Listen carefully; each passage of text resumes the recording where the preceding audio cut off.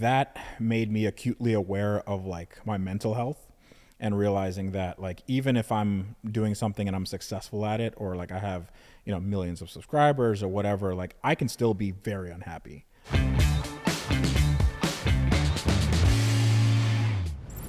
Have you ever come close to giving up on YouTube? Oh. No. No. Yeah, of course. Yeah, Yeah? of course. Because It's like, no, I'm 100% involved. Yeah. there was some stuff that was going on last year, wasn't there? Yeah, quite a bit. So last year was a real sort of eye opener for me in terms of like mental health and who my friends are, and you know, really like why I'm doing the stuff that I'm doing. Because for a while I was just doing this YouTube thing, and I feel like I was coasting a little bit, like creatively. So I was doing the same thing, kind of going through the motions and seeing what people liked, and everything was sort of like shades of the same thing. It was, you know, nothing was a banger, but nothing really, Yeah, you know. I totally get that. Yeah. Yeah, everything was like a 5 out of 10. And then you're running yourself ragged, doing everything, and you're like, why am I doing this? My home life wasn't very good. You know, my marriage was falling apart. And and then like basically after the marriage stuff happened, then I got a new house, and you know, I'm with a really good woman now. And like it started to come up on the other end, you know, like where, all right, well now my home life is better. I can come home to something that's not necessarily chaotic, or, you know, you have like good communication with your partner. You know, that helped quite a bit. And you can like sort of stand back and reevaluate things. So like, why are you doing the things that you're doing? You know, and I'm sure you know this with YouTube, like if you're, not even if you're a one-man band, but if you're the face of your channel, you have to be the one that steers the ship. And then you have to steer it. You know, sometimes you steer it wrong and you're like, I don't know what's going on. It's just rudderless. That made me acutely aware of like my mental health, and realizing that like even if I'm doing something and I'm successful at it, or like I have, you know, millions of subscribers or whatever, like I can still be very unhappy. You know, I can have anxiety, I can have panic attacks, I can just like have these, you know, existential crises. And it sounds like, oh, woe is me, I have to make, you know, stupid YouTube videos on the internet for a living, but it's like it also is work. It's a lot of work. So you did have anxiety and panic attacks? Oh, all absolutely. of these things? Yeah. Oh yeah. And what for you, sorry to dig up dirt, but what for you does anxiety and a panic attack look like? Like, are you crippled? Do you have to like sit in a dark room for half a day? I mean, what was it like for you? So with general anxiety, I always felt unease, like something is like the shoe is about to drop. You know, the other shoe is about to drop. And even if everything was fine, like you know, you go outside, birds are chirping, you know, it's a nice sunny day, but you're like, oh crap, something's gonna happen. Like it's just something, and then you start fixating on something negative. And what's interesting is that something negative always happens. Like, oh, the dog shit on the carpet. Like, of course, you know. And then like it could be something small, but it could be something big. And then you go, oh, of course that happens, you know. Like, and then you just stew in your own negativity. And it's super unhealthy, like, because if you don't have an outlet for it anywhere else, or you can't talk to somebody, like talking to somebody really helps, then that happens. And then when that starts getting overwhelming, you know, you can, like, I had panic attacks when, and like it was never like, all right, it's gonna happen. It was always kind of like random, you know. I'd be sitting in my room, and then I'd just be like, I just can't, like, I can't breathe. I just feel like I need to, like, it's almost like I got to jump out of my own skin. Like I just can't be here right now, you know? And that, like, I've never had that before. And it's such a, like, a visceral feeling, but it's a feeling of helplessness.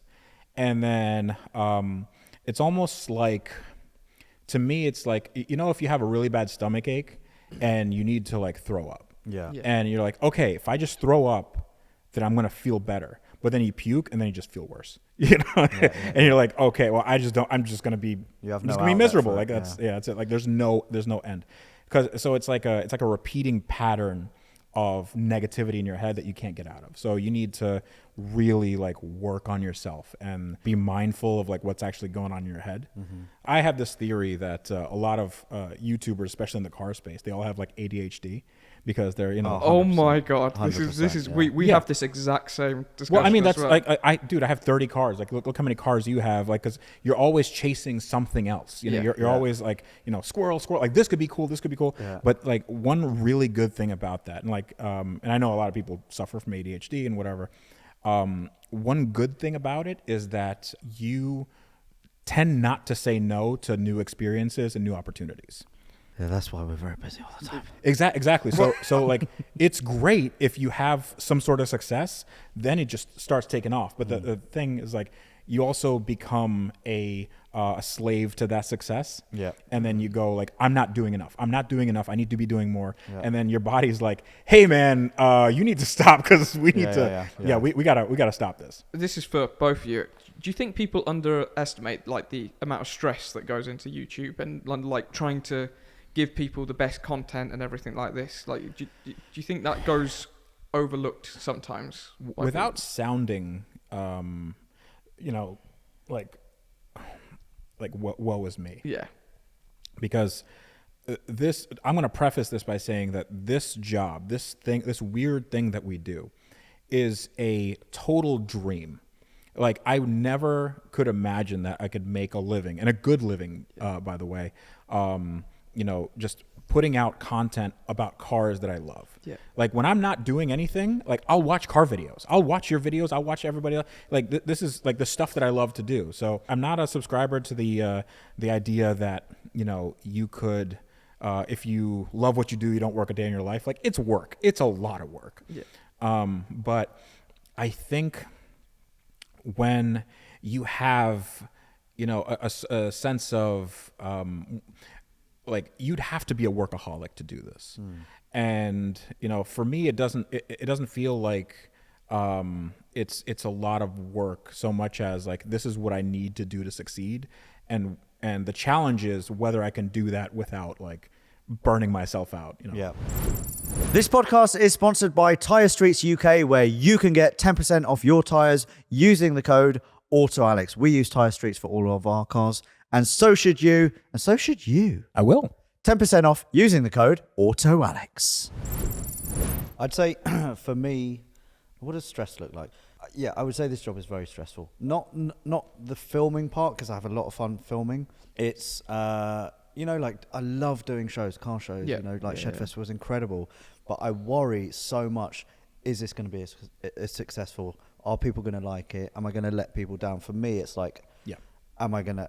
Are people going to be disappointed, or people hold me and you in such high regard when they meet me in real life or when they see me on stage? Am I going to be a disappointment?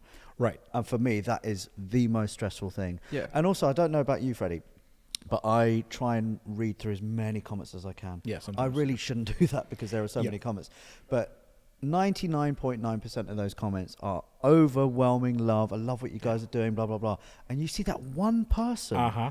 and you fixate on that, and it just sits with me, and I just think about it over and over and over and over again. And that's what stresses me out. It's because it attacks some insecurity you have about yourself. Oh, 100%. Yeah. and then it's like, okay, well, I guess that's what people think of me. Like, they know. Yeah, They you forget all the good. It's Oh, yeah, you just yeah, completely lose sight of, Yeah. of what you're actually doing. Yeah. And, you know, not only just entertaining people, but improving people's mental health. Yeah. Like, you know, yesterday at Shedfest, so many people came up and said, I was in hospital, you know, watching your videos got me through really dark times. And it's just like, it's a reality. It's a like wake up call. Yeah. It's like, this is why I do it. Why do I fixate on stuff like that? It's, well, the thing is, I mean, that's also how you get better, because if there's a thread in there, or there's like a sort of a consensus of a lot of people that are saying the same thing, it's like, okay, maybe the problem is me. But then, you know, you tend to fixate on like, I want to be everything for everybody, and you can't do that. Yes. The thing that I do is I have imposter syndrome.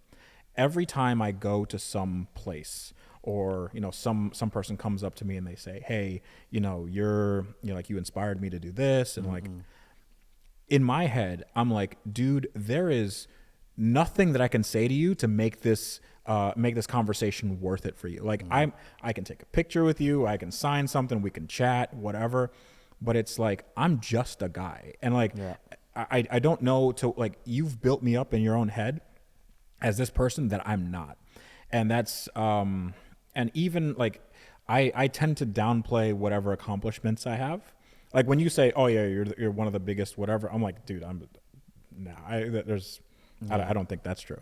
You know, so it's a good, I guess it's a good thing because, you know, you end up maybe being a little humble more, or at least you come off a little more humble. But also it's like, I've never sat back, and this is a bit of self-reflection, but I've never really sat back and said, hey, I accomplished this thing that was really cool. Yeah, I'm 100% with you on that. Yeah. Like, it never feels like anything, right? Yeah, it doesn't until someone pulls me back, like Matt Woods, the first Matt Wood we did. Yeah. I was so in the moment, and then I think it was either you or Taylor or Rianne pulled me back and said, look what you guys have done. Yeah. And I was like, for a second, I was like, holy shit, like this is the most incredible thing we've ever done. Mm-hmm. And yesterday as well, I think it was Taylor pulled me back on stage and said, look at all of these people, they're all here for you and your team. Yep. And I was like, mental. I just don't get it. No. I just don't get it. But I'm so thankful. But like you, when people come up to me and say, you're my idol, blah, blah, blah, and it's just like, but why? Yeah, exactly. It's like, you know, there are other people in the world, right? Like there's way more people than it. Yeah, I don't, that's something I don't understand. And I think that's also a trait, you know, that happens with people that kind of come from nothing, where they go, you know, this is just what I have to do. And like getting some sort of success is like, that's great, but maybe it's a thing where, you know, we make videos with a camera, you know, like it's you and maybe a few other people, but you're not performing for thousands of people. Mm-hmm. You know, if you were out on tour and your job was to perform in front of 1,000 people, then you'd be like, okay, I sort of get it. Yeah. Or if you're like, I don't know, on a TV show with a studio audience, or like you're a movie star and there's like, you know, 1,000 crew and they're all clapping when they do, you know, like that's one thing. But like, that's validating. Yeah, exactly. But like, I have a camera and I do a bit, and then I go home and then I edit it, I put it out, and then the numbers on my screen, like for views, go up, and then that's it. Yeah. And I get comments, and I make money, and it's all like make believe in my mind. Yeah. And then it becomes real when you go to Shedfest, you know? Yes. Yeah. But that's the mental thing, isn't it? Shedfest was 5,000 people, and that was mind blowing for all of us. I think that was mental. I mean, you had people queuing up, wanting to speak to you, pictures, autographs as well. Yeah, well, that's completely mental for me. I'm not used to this sort of experience. I've spent 5 years behind the camera, not used to the limelight at all. I've dragged you kicking and screaming, haven't I? You have, yeah. It has been an interesting experience. It's been good fun. Yeah, no, it's been fun. You're doing a good job. Oh, well, thank you very much. But yeah, no, it's a crazy world. But yeah, it's 5,000 people at Shedfest, but you're talking your videos or something like that, where you're getting 2 million. Yeah. Imagine 2 million people in a massive warehouse staring at you. Like it is that would just be mental. It's insane. And like, if you think about it, if you did a video and it got 5,000 views, you'd consider quitting. Oh, 100%. Yeah. But those people are like, you know, die-hard fans. Yeah. So it just puts everything into perspective. It's like 5,000 people. It's like, I told you, I'm like, dude, that's 1% that's less than 1% of your subscriber base. Yeah. So, you know, the vast majority, you know, like you could lose 5,000 people and not even know it. Yeah. So please don't unsubscribe. No. I'd love to keep you. It just really it puts it into perspective, everything that we just do. And then when people are just coming up and saying all of, you know, love the videos, love everything. Yeah. It means so much. It really does.